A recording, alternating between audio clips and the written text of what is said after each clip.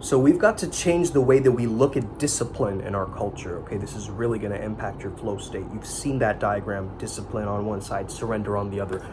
This video is really going to help you understand the secrets of discipline. Yeah. I'm inspired. I'm inspired. Namaskar, man, flow namaste, the flow in me sees the flow in you. My name is Sumet Chatterjee from the Flow Zone Academy. And I'm a flow state coach, which means that I help you feel better and perform better. Today we're talking about discipline. Now, discipline comes from the word disciple, okay? Which means it is something sacred. We as a culture, we look at discipline like it's some form of punishment, that we must create more resistance for discipline to happen. Costamato said that discipline is doing something that you hate like you love it. That's closer to the idea of discipline than I can ever define. Because no discipline is required for enjoyment. When a child sees his mother and he runs to his mother, he doesn't need discipline. When you're thirsty, you drink water. You didn't need discipline to drink that water. There was a calling, there was an urgency, there was a movement, there was an instinct. These are ideas from Sri Ravi Shankar, The Art of Living, as he talks about Patanjali's Yoga Sutras, okay? I'm really looking at the Yoga Sutras now because ultimately I understand that we're all yogis, and we're all trying to connect things together. We recognize patterns and we bring them all together. Like, this is what we're actually doing. As flow state Jedis, as people on this process, we're merging East and West. We're understanding that spirituality and science can work together. However, the mind always seeks for proof. Mind always seeks for some sort of proof. And this is not in the realm of the seer. Pramana is the knowledge that the mind is constantly seeking in arguments, proof, analysis, wrong knowledge, wrong understanding, etc. Truth is beyond proof or disproof. God is beyond proof or disproof. Love is beyond proof or disproof. We're getting too logical about these subjects. These are grand concepts, right? That are more of an emanation than anything else.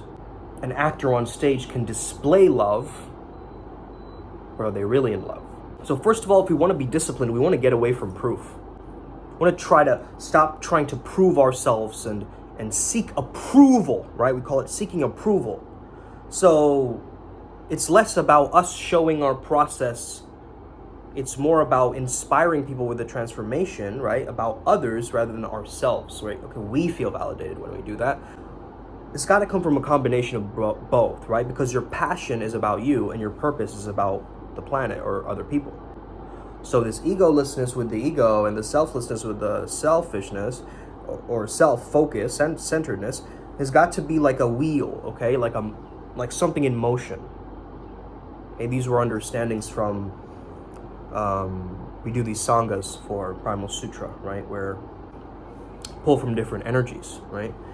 The lesson of yesterday was speak from the vibration that you seek. So if you seek love, you must speak love.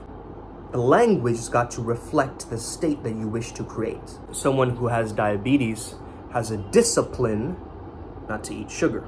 Though the sugar is tasty, it brings health consequences later. This is why the yogis have mentioned 3 types of happiness: sattvic happiness, tamasic happiness, and rajasic happiness. A happiness felt after a discipline is a sattvic happiness. This is more of a long-term happiness, right? It's more eudaimonic, meaning it's not this quick burst of happiness. What is the purpose of discipline? The purpose of discipline is to attain joy. This is why when you have a discipline of yoga, you suddenly get these just insights and moments of bliss that just come trickling into your consciousness. You're like, whoa, I feel so good today. Something's happening to me. I just feel more light, more observant, more authentic. A lack of discipline is tamasic happiness. This could be seen as, I don't know, some kind of escapism or something. It's definitely not discipline. It's a lack of discipline, tamasic happiness. Rajasic happiness happens from following the wrong discipline or the misaligned discipline. So you're still disciplined in the negative, which becomes a bad habit or something like this, you see? So it's enjoyable in the beginning, but it causes misery in the long run. you're addicted to certain things, you understand this, okay? Yes, there's bliss in that moment. You feel good, but there's a pain-pleasure threshold, right? You gain pleasure from this thing, and it just causes you a mild pain that you got to integrate after. Discipline is essential for sattvic happiness or long-term happiness. This means to bear what is uncomfortable. And of course, it's not uncomfortable all the time, right? Discipline isn't uncomfortable all the time. However, you need to practice bearing through and moving through difficulties in life, right? There would be a lot of resistances and, things coming your way.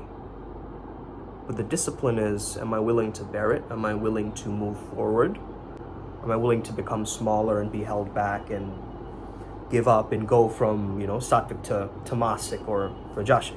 So discipline is about what are the rules that you've imposed on yourself. You see, your mom told you to brush your teeth, right? When you were younger, when you were a small child, but that became a habit that was now a natural part of you because you saw the health indicators from you doing it over and over again, right? And you saw that the more you didn't do it, you'd start getting toothaches and cavities and all this kind of stuff, right? Once it became a habit, it was no more this thing that you did. It became a discipline. It was no more your mother's rule. It became your rule. So discipline unites the self and ties all of the loose ends of your existence. This means you become the object of your perception. When you're in a flow state, you're watching a movie, right? If you're a very simple person or a very small child, you will be completely involved in that movie. You're not even feeling discomfort or pain because you're in the flow state. You're just in it. But we need the struggle phase in order to get to the release and then tap in and then rest. There's a story of an actor who he was so good, right? He was playing a villain that one of the great reformists of India threw a shoe at him and he took that as a compliment because he was so captivated by his character, right? He's an actor, remember? So he's so captivated by his character that he threw a shoe at him because he had that reaction. Okay? Whatever he was creating on stage was real in that moment. Our consciousness assumes the form.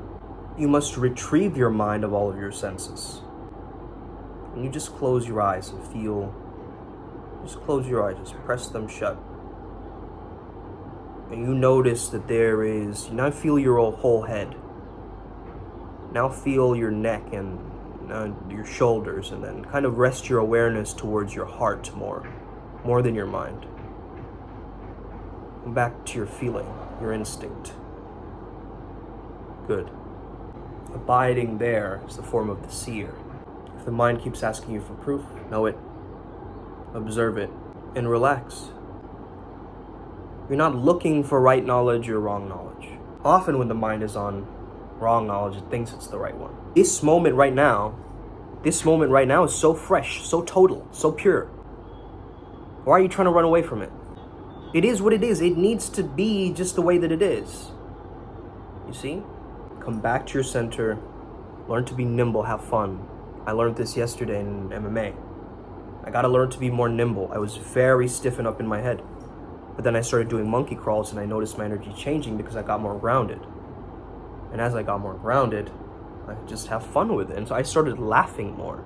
Earlier I was holding tension in my body where I was just like, you saw the furrowing of my brows and the anger and the rage and my beingness kind of trying to come out and express itself. There were these amazing and beautiful pockets of emptiness or space that is created, almost like you live as if it's a prayer or a meditation or something sacred. That is going to change your vibration. That is going to put you in the zone. You just might not recognize it yet because, hey, some of you might even be in the flow state and not even know what it's called, right? Until years later.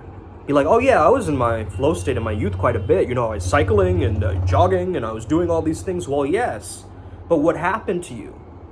You're the king who went dormant, a queen who went dormant, right? You lost some mojo back in your youth or something like this. Listen, it's time to revitalize that because you are a child of the universe. Let's keep our childlikeness alive because we are not here to be these very serious people, It's a lila. It's divine play. Let's have fun. So have fun today. Have an incredible day. May the flow be with you. Ask me any questions on Instagram. If you want to coach with me one-on-one, let's get serious about it, but seriously playful. Let's go. Upward Spiral Gang. May we never be the same again. May the flow be with you and stay legendary. Hit that subscribe button. We're going to get to 1,000 subs. I'm telling you. Let's go.